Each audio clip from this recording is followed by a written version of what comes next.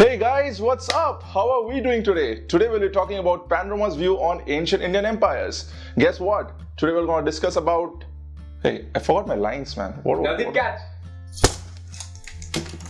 The Mauryan Empire. Guys, the story of Mauryan Empire entails a lot of Bollywood drama. Milord! Milord! Hollywood action. And lots of politics. करारा जवाब मिलेगा. That'll even give Game of Thrones a run for its money. Unfortunately, our ancestors were not very good historians like their Greek and Roman counterparts, so we have to rely a lot on foreign sources, inscriptions, and religious texts. The year is 326 BC. An unpopular, perhaps evil king rules over the imperial city of Patliputra. Patna के बारे में बात कर रहे हैं क्या? Yes, the modern-day city of Patna. An over-ambitious Greek military commander with a huge army knocks at the northwestern frontier of India.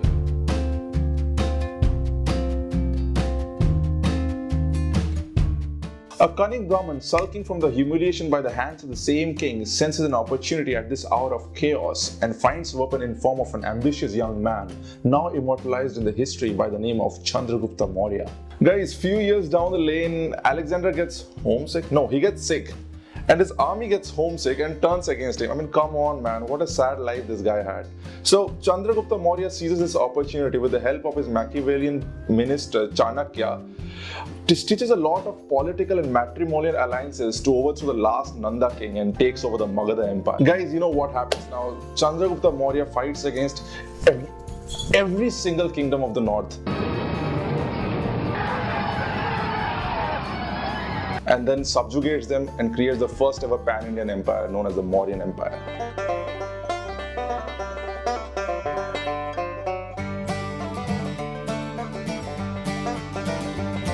The year is 305 BC. Chandragupta Maurya wages a war against the Greek governor of Punjab, Seleucus Nicator. Yes, you heard me right, guys. There was a Greek governor of Punjab.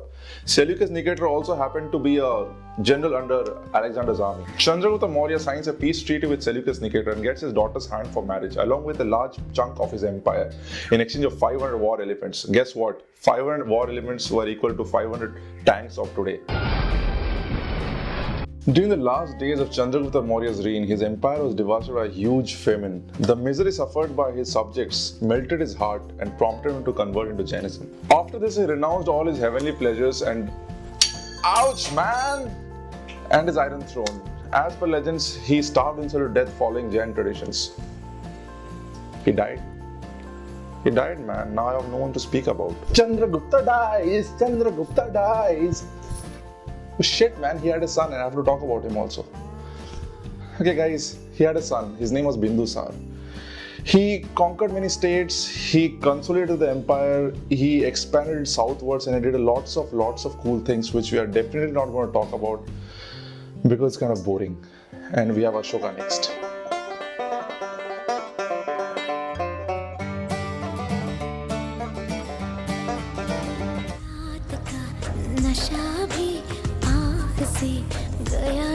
I love Asoka.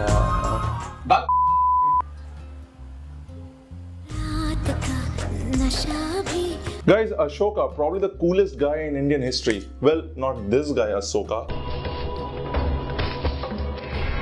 May God save you if you have watched this movie. If you haven't, probably you're the luckiest guy on this planet. I mean, how can someone bear through this terrible storyline, guys?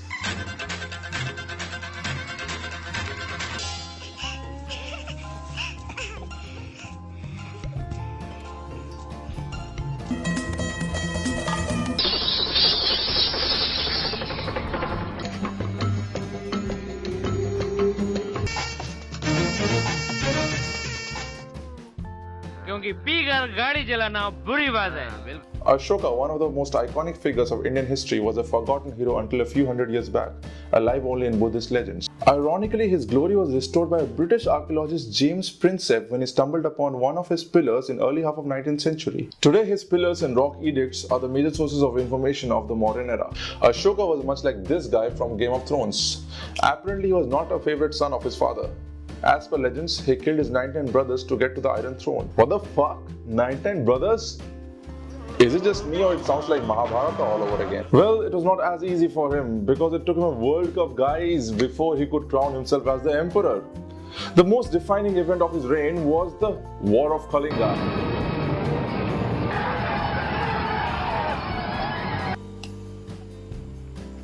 Well guys, a lot is not known about the period between his coronation and the war.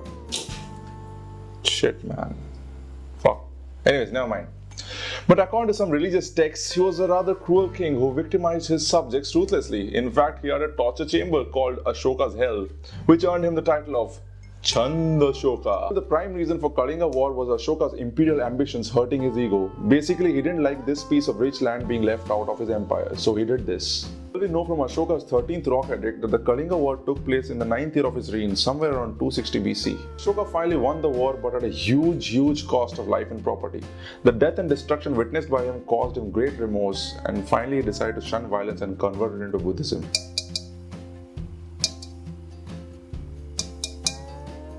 His patronage of Buddhism led to its expansion in the Mauryan Empire and other kingdoms worldwide. Ashoka also sent many prominent Buddhist monks to different parts of the world. He also convened the third Buddhist council at Patliputra. He is known to have sent his son Mahindra and daughter Sangamitra to Sri Lanka with a sapling of the Bodhi tree to preach the ideas of Buddha. Ashoka also propagated the idea of Dhamma.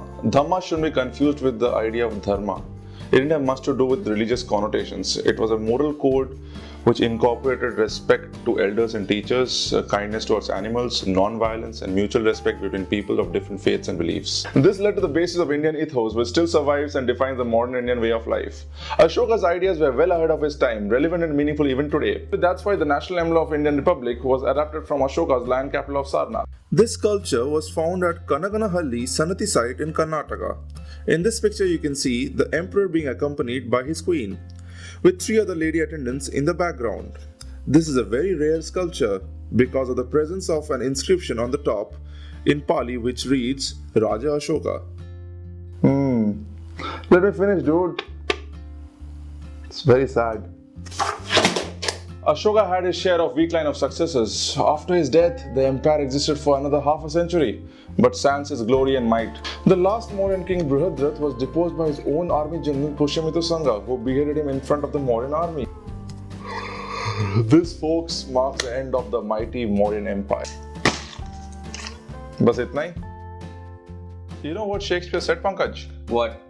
What's in a name? Really? Actually believe in that stuff? I mean, yeah, why not? What's wrong with that? Okay, let me tell you this story. There was this guy called Chandra. Ever heard about him? Chandra what? Never? Nope. Okay, according to the legends of Greek historians Plutarch and Megasthenes, this guy was a contemporary of Alexander the Great. Okay. And he also ruled over a large part of Indian subcontinent. Right. Any ideas? Chandragupta's, no, not really. No, nothing? No. Okay, he's none other than Chandragupta Maurya. Whoa, really? You know, Navdeep, his son Bindusara also had a lot of names. Really? No, I didn't know. Amitrukhetes in Greek, Amitraghatai in Sanskrit. Whoa. Do they even mean something? Yes, both of them mean the same. And Mislayer. Oh. He also had another name called Ajatsatru. Does that also mean anything? Yes. It's basically a Sanskrit name which means man born without enemies. Oh, I thought you were going to hit me again. Don't tell me, Pankaj, even Ashoka had a lot of names. You're right, Navdeep. In the edicts of Ashoka, he's referred to as Devanama Piyadashi. Let me guess. Even that means something. Yes, beloved of the gods. Okay. He's also said to have taken up the title of Samrat Chakravartin, which means Emperor of the Emperors. Okay. So Navdeep, do you still believe in what's in a name? Well, I have to give it to you. You're right. I think a lot depends on naming, especially in history. Yes. चलो भाई खत्म हो गया